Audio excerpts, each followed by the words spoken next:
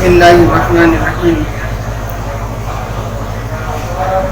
فأنزل الله تعالى قال ابن شهاب فأخبرني أبو سلمة عبد الرحمن أن جابر بن عبد الله الأنصاري قال وهو يحدث عن فترة الوحي فقال في حديثه بين أنا أمشي إذ سمعت صوتا من السماء فرفعت بصري فإذا الملك الذي جاءني بقراءة جالس على كرسي بين السماء والأرض فرعبت منه فرجعت فقلت زملوني زملوني فأنزل الله تعالى يا أيها المدثر قم فأنذر وربك فكبر وثيابك فطهر والرجز فاهجر فحمي الوحي تابعه عبد الله بن يوسف وأبو صالح وتابعه هلال بن رداد عن الزهري وقال يونس ومعمر بوادره كما قال صلى الله عليه وسلم. کو کل یہ بات بتا دی گئی کہ حضور پاک صلی اللہ علیہ وسلم جب غار حرا کے اندر اعتکاف فرماتے تھے خلوت میں رہ کر اللہ کو یاد فرمایا کرتے تھے تو وہاں آپ پر اچانک ایک روز جبریل امین تشریف لائے اور پہلی وحی نازل ہوئی اور قرآن کی سورہ علم کی چند آیات آپ کو سنا دی. اقرأ باسم ربک الذی خلق خلق الانسان من علق اقرأ وربک الاکرم الذی علم بالقلم علم الانسان ما لم يعلم.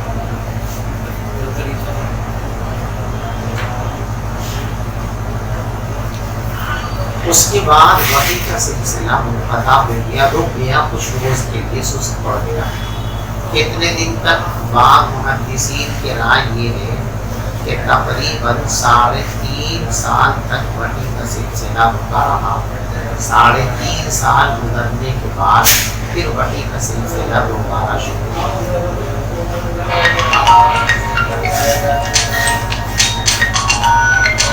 اور بعض لوگوں کی رائے یہ ہے کہ 6 مہینے تک یہ سلسلہ موقوف رہا اور 6 ماہ گزرنے کے بعد پھر دوسری مرتبہ وحی نازل ہوئی. یہ جو 6 ماہ کا یا اس سے زیادہ کا وقفہ گزرا ہے بیچ میں، اس کو محدثین کی اصطلاح میں نزول وحی کا سلسلہ جتنے روز تک منقطع رہا، اس انقطاع کے زمانے کو محدثین فترت وحی کا زمانہ کہتے ہیں. یہ حضرت جابر بن عبداللہ رضی اللہ تعالیٰ مشہور صحابی ہیں. یہ اپنے شاگردوں کو ایک مرتبہ اس زمانے کی تفصیلات بیان کرتے ہیں. اس تفصیل کو بیان کرتے ہوئے انہوں نے یہ بات ارشاد فرمائی تھی جو اس روایت کے اندر آپ کے سامنے آ رہی ہے. ان جابر بن عبد اللہ الانصاری قال وهو يحدث عن فترة الوحی. حضرت جابر بن عبداللہ الانصاری رضی اللہ تعالی عنہ نے ارشاد فرمایا جبکہ وہ بیان فرما رہے تھے فترت وحی کے زمانے کے متعلق. فقال فی حدیثہ، تو انہوں نے اپنی حدیث میں اپنی گفتگو میں ارشاد فرمایا بینا انا امشی، کہ نبی پاک صلی اللہ علیہ وسلم نے یوں ارشاد فرمایا کہ جس وقت میں چل رہا تھا اچانک میں نے اوپر سے کوئی آواز سنی. کوئی آواز آئی تو انسان کو جب آواز آتی ہے تو فطرتاً وہ ادھر ادھر دیکھتا ہے. تو پہلے آپ نے ادھر دیکھا، ادھر دیکھا، ادھر دیکھا، اس کے بعد اوپر دیکھا تو اوپر آپ کو جبریل امین ایک کرسی پر بیٹھے ہوئے نظر آئے اور آپ نے پہچان لیا کہ یہ وہی فرشتہ ہے جو غار حرا میں میرے پاس آیا تھا پیغام لے کر۔ لیکن جبریل امین اپنی صورت میں تھے، دیکھا ابھی چونکہ جبریل امین کی آمد کا سلسلہ بہت زیادہ نہیں ہوا تھا، دوسری مرتبہ تشریف آوری ہو رہی ہے، تو مکمل طور پر استئناس اور اس کی کیفیت پیدا نہیں ہوئی تھی، تو فطری طور پر طبیعت کے اوپر ایک رعب کی کیفیت پیدا ہو گئی، اور اسی رعب کی کیفیت میں آپ تیزی سے چل کر اپنے دولت خانے پر تشریف لے آئے، اور دولت خانے پر تشریف لائے تو اسی مرغوبیت کی کیفیت کے نتیجے میں آپ کو سردی لگنے لگی، اور کسی کیفیت پیدا ہو گئی، تو آپ نے فرمایا زمین تو مجھے چادر اڑا دو، چادر اڑا دو، کمبل اڑا دو، کمبل اڑا دیا گیا۔ کچھ دیر کے بعد جب وہ کیفیت ختم ہو گئی اور اطمینان کی کیفیت ہو گئی، اتنے میں جبریل امین تشریف لے آئے، اور جبریل امین نے پھر یہ آیتیں سنائی، یا ایھا المدثر قم فانذر وربک فکبر وثیابک فطہر۔ حضرت جابر بن عبداللہ رضی اللہ تعالیٰ سے جب بھی کوئی یہ معلوم کرتا تھا کہ یہ بتائیے قرآن پاک کی سب سے پہلے نازل ہونے والی آیات کون سی ہیں، تو یہ فرمایا کرتے تھے یا ایھا المدثر۔ سب سے پہلے اول ما نزل به القرآن، سب سے پہلے قرآن کی کون سی آیتیں اور سورتیں نازل ہوئی ہیں، اس میں 3 طرح کے اقوال ہیں۔ نمبر 1 سورہ علق کی آیتیں جن کا ذکر پچھلی حدیث میں ہوا، نمبر 2 سورہ مدثر کی آیتیں جن کا تذکرہ اس حدیث پاک کے اندر، نمبر 3 سورہ فاتحہ۔ بعض لوگ کہتے ہیں اول ما نزل، قرآن پاک کی سب سے پہلے نازل ہونے والی جو صورت ہے اور آیتیں ہیں وہ سورہ فاتحہ ہے۔ یہ 3 اقوال ہیں، ان تینوں میں تطبیق آپ اس طرح دے سکتے ہیں تو حضرات علماء کرام نے بیان فرمایا کہ سورہ علق کی آیتیں حقیقت میں ابتدائی آیتیں، حقیقتاً سب سے پہلے نازل ہونے والی آیتیں وہی ہیں جو سورہ علق کی آیتیں جن کا پچھلی آیت کے اندر ذکر ہوا، اقرأ باسم ربک الذی خلق خلق الانسان من علق اقرأ وربک الاکرم الذی علم بالقلم علم الانسان ما لم یعلم۔ یا ایھا المدثر، اس کا تذکرہ اس کے اندر ہے، اس کو اول ما نزل اس اعتبار سے کہہ دیا کہ اقرأ باسم ربک الذی خلق والی جو آیتیں ہیں وہ تو نازل ہوئی اور اس کے بعد وحی کا سلسلہ رک گیا، یا ایھا المدثر کے بعد پھر جو سلسلہ شروع ہوا تو پھر تکمیل قرآن تک وہ سلسلہ موقوف نہیں ہوا، تو یہ مسلسل جو سلسلہ شروع ہوا ہے وہ یہی سے شروع ہوا ہے۔ اس اعتبار سے اول ما نزل به القرآن یعنی فترت وحی کے بعد جو سب سے پہلی آیتیں نازل ہوئی ہیں وہ سورہ مدثر کی آیتیں ہیں، تو وہ حقیقت کے اعتبار سے ابتدائی آیتیں ہیں، اور یہ سورہ مدثر کی آیتیں فترت کے بعد پہلی آیتیں ہیں۔ اور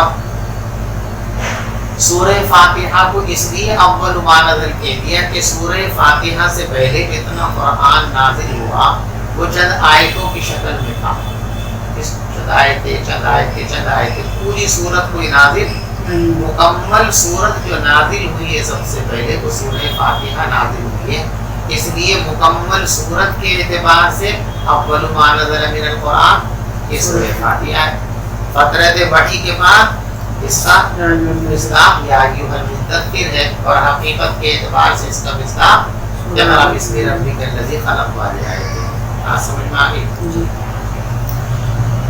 ابن شہاب زہری فرماتے ہیں کہ مجھ کو خبر دی ہے ابو سلمہ ابن عبد الرحمن نے کہ حضرت جابر ابن عبداللہ الانصاری رضی اللہ تعالیٰ فرماتے ہیں جبکہ وہ فترت وحی کی بات فرما رہے تھے، فترت وحی کی حدیث بیان فرما رہے تھے، فقال فی حدیثہ، تو کہ حدیث میں یہ ہے کہ حضور پاک صلی اللہ علیہ وسلم نے ارشاد فرمایا بینا انا امشی، جس وقت میں چلا جا رہا تھا اذ سمعت صوتا من السماء، میں نے اوپر سے ایک آواز سنی، فرفعت بصری، تو میں نے اپنی نگاہ اوپر اٹھائی، فاذا الملک الذی جاءنی بحراء، تو میں نے اسی فرشتے کو دیکھا جو میرے پاس غار حرا میں آیا تھا، جالس علی کرسی بین السماء والارض، کہ وہ فرشتہ بیٹھا ہوا ہے کرسی پر اور وہ کرسی زمین و آسمان کے درمیان معلق ہے۔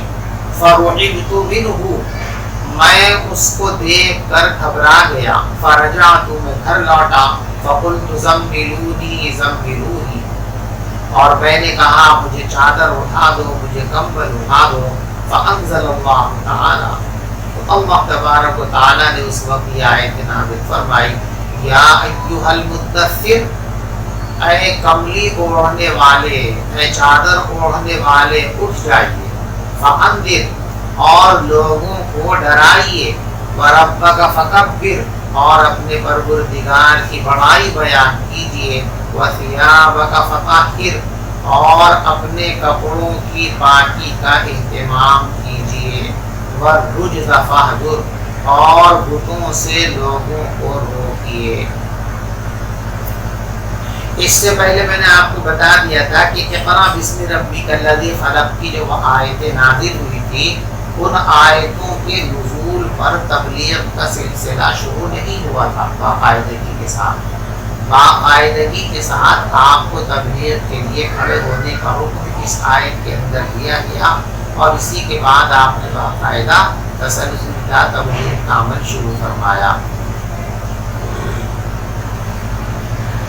وَثِيَابَكَ فَطَهِّرْ، دیکھو یہاں پر کپڑوں کو پاک کرنے کا حکم دیا گیا، اس طرح اشارہ کرنے کے لیے کہ آدمی کو باطن کی صفائی کے ساتھ ساتھ ظاہر کی صفائی کا بھی پورا اہتمام کرنا چاہیے۔ حسن ظاہر حسن باطن پر دلالت کرتا ہے۔ ظاہر اچھا ہے تو اغلباً یہ اس بات کی علامت ہوتی ہے کہ باطن بھی اچھا ہوگا۔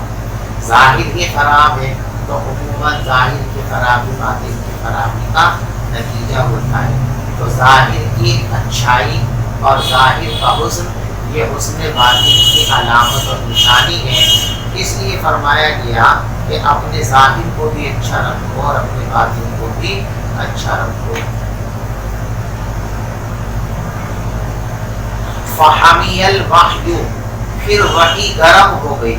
دیکھو گرم ہو گئی یہ ایک محاورہ ہے، کسی چیز کی کثرت کو بیان کرنے کے لیے اردو زبان میں بھی یہ لفظ استعمال کیا جاتا ہے۔ فلاں چیز کا بازار گرم کہتے ہیں نا، تو جب کسی چیز کی بہت کثرت ہوتی ہے تو اردو زبان میں کہتے ہیں فلاں چیز کا بازار گرم، یعنی کہ وہاں آگ کے شعلے بھڑک رہے۔ گرمی کا مطلب تسلسل اور کثرت، تو اسی عربی کے اندر بھی یہ محاورہ چلتا ہے، حمیہ شیء، جب کسی چیز کی کثرت ہو جائے اور اس میں تسلسل پیدا ہو جائے تو کثرت اور تسلسل کو بیان کرنے کے لیے گرم ہونے کا محاورہ استعمال کیا جاتا۔ فحمی الوحی، پھر وحی گرم ہو گئی، یعنی وحی کا تسلسل شروع ہو گیا۔ اب کثرت کے ساتھ نبی پاک صلی اللہ علیہ وسلم پر وحی آتی رہی، اور جب تک آپ زندہ رہے قرآن مکمل ہوا، پھر وحی کا سلسلہ منقطع نہیں ہوا، مسلسل یہ سلسلہ چلتا رہا۔ فحمی الوحی وکتابہ، بس وحی گرم ہو گئی اور پے در پے آنے لگی۔ تابعہ عبداللہ ابن یوسف و ابو صالح وتابعہ، دیکھو یہاں امام بخاری رحمۃ اللہ علیہ کے جو استاد ہیں اس روایت میں، پیچھے صفحے پہ لوٹیے، حدیث نمبر 3 دیکھیے۔ حدثنا یحییٰ بن بکیر، نظر آیا؟ یحییٰ ابن بکیر علیہ الرحمہ، یہ حضرت امام بخاری رحمۃ اللہ علیہ کے استاد گرامی، یہ فرماتے ہیں کہ میرے استاد یحییٰ ابن بکیر رحمۃ اللہ علیہ اپنے استاذ لیث سے یہ روایت جو نقل فرماتے ہیں، اس سلسلے کے اندر جو ہے ان کی متابعت کرتے ہیں یہ دو اور محدث، عبداللہ ابن یوسف اور ابو صالح، یعنی لیث کے تین شاگرد ہوئے، ایک یحییٰ ابن بکیر ہے اور ایک ابو یوسف ہے، عبداللہ ابن یوسف ہے اور ایک ابو صالح۔ کہتے تینوں حضرات اس روایت کو اسی طرح نقل کرتے ہیں جس طرح یحییٰ ابن بکیر نے نقل کی ہے روایت لیث کے حوالے سے، لیث کے دیگر جو دو شاگرد ہیں عبداللہ ابن یوسف اور ابو صالح، وہ بھی اس روایت کو اسی طرح نقل کرتے ہیں، اس کو کہتے ہیں متابعت۔ اور آپ نے پڑھ لیا کہ متابعت دو طرح کی ہے محدثین کی اصطلاح میں، ایک متابعت تامہ اور ایک متابعت فاصلہ، ٹھیک ہے۔ کسی محدث کے جو استاد محترم، ان استاذ کے دیگر جو ساتھی ہیں وہ اگر اسی طرح نقل کریں جس طرح اس محدث کے استاد نے روایت نقل کی ہے تو اس کو کہتے ہیں متابعت تامہ، ٹھیک ہے نا۔ یعنی کسی محدث کے استاذ کے ساتھی اگر اسی طرح روایت کرتے ہیں تو اس کو متابعت تامہ کہتے ہیں، اور اگر کسی محدث کے استاذ دادا پر دادا استاد اوپر جا کر کے جو ہے متابعت ہوتی ہے۔ اب دیکھیے یحییٰ ابن بکیر ہیں، ان کے استاد لیث ہیں، لیث کے دیگر شاگرد جو ہے وہ لیث سے اسی طرح بیان کرتے ہیں جیسے بکیر بیان کر رہے ہیں، ٹھیک ہے نا۔ اگر یہ شکل نہ ہوتی، لیث کے اوپر جو دیگر لیث کے استاد ہیں، لیث کے استاد دیکھیں کون ہیں، عقیل ہیں، عقیل کے استاد ابن شہاب زہری ہیں۔ اب عقیل کے شاگرد یا ابن شہاب کے شاگرد یہ کسی روایت کو اس طرح نقل کرتے جس طرح بکیر یحییٰ ابن بکیر نقل کرتے ہیں تو اس کو کہتے ہیں متابعت فاصلہ، ٹھیک ہے نا۔ استاذ کے کسی محدث کے استاذ کے دیگر شاگرد اگر روایت اسی طرح بیان کرتے ہیں جس طرح یہ محدث بیان کر رہا ہے تو اس کو کہتے ہیں متابعت تامہ۔ اور اگر کسی محدث کے استاذ کے شاگرد اسی طرح روایت کو نقل کریں جس طریقے سے اس محدث کے استاد نے نقل کی ہے تو اس کو کہتے ہیں متابعت فاصلہ۔ سمجھ میں آ رہی بات؟ تو یہاں یہ متابعت تامہ ہے، یعنی لیث کے تین شاگرد ہیں، ایک کون ہیں، یحییٰ ابن بکیر جن سے روایت لی حضرت امام بخاری رحمۃ اللہ علیہ، اور ایک عبداللہ ابن یوسف ہیں اور ایک ابو صالح ہیں۔ تینوں حضرات جو ہے اس روایت کو اسی طرح نقل کرتے ہیں۔ وَتَابَعَهُ ہلال بن رداد عن الزہری، اور یحییٰ ابن بکیر کی متابعت کی ہے ہلال ابن رداد نے زہری سے، یہ متابعت فاصلہ ہے، ٹھیک ہے نا۔ یعنی یحییٰ ابن بکیر نے جس طرح روایت نقل کی ہے، ابن شہاب زہری رحمۃ اللہ علیہ کے ایک شاگرد ہیں ہلال ابن رداد، ہلال ابن رداد بھی اس روایت کو بعینہ اسی طرح نقل فرماتے ہیں جس طریقے سے نقل فرمایا ہے یحییٰ ابن بکیر رحمۃ اللہ علیہ نے۔ تو اب یہ دیکھو استاذ کے استاذ کے استاد کے شاگردوں میں جا کر موافقت پیدا ہوئی ہے تو اس کا نام ہے متابعت فاصلہ۔ یعنی یحییٰ ابن بکیر کی اس روایت کے اندر متابعت تامہ بھی موجود ہے اور متابعت فاصلہ بھی موجود ہے۔ اسی کو فرمایا تابعہ عبداللہ ابن یوسف، یہ تابعہ کے اندر جو ضمیر لوٹے گی یحییٰ ابن بکیر کی طرف، اور یحییٰ ابن بکیر کی متابعت فرمائی ہے عبداللہ ابن یوسف نے اور ابو صالح نے۔ دیکھو نیچے لکھا کلاہما عن اللیث، یعنی یہ دونوں کے دونوں بزرگ عبداللہ ابن یوسف اور ابو صالح یہ بھی لیث سے اس روایت کو اسی طرح نقل کرتے ہیں جس طریقے سے یحییٰ ابن بکیر رحمۃ اللہ علیہ نے نقل فرمائی ہے۔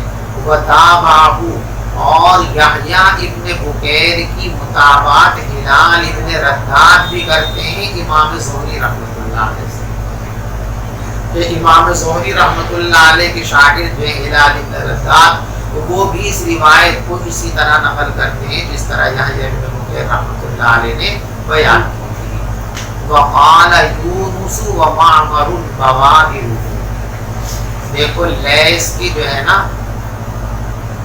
5 شاگرد، ایک ہے یحییٰ بن بکیر، ایک ہے عبداللہ ابن یوسف، ایک ہے ابو صالح اور ایک ہے یونس اور ایک ہے معمر. ان 5 کی روایت میں ذرا سا فرق ہے. 3 راوی تو ایک طرح نقل کرتے ہیں اور 2 راوی دوسرے طریقے سے. یہ روایت آپ اور اوپر پڑھی نا، خود دیکھو اس صفحے کی دوسری لائن دیکھو. فرجع بها رسول اللہ صلی اللہ علیہ وسلم یرجف فؤادہ. پیغمبر علیہ السلام ان آیتوں کو لے کر گھر واپس تشریف لائے اس حال میں کہ آپ کا دل لرز رہا تھا، آپ کا دل دھڑک رہا تھا، آپ کا دل کانپ رہا تھا.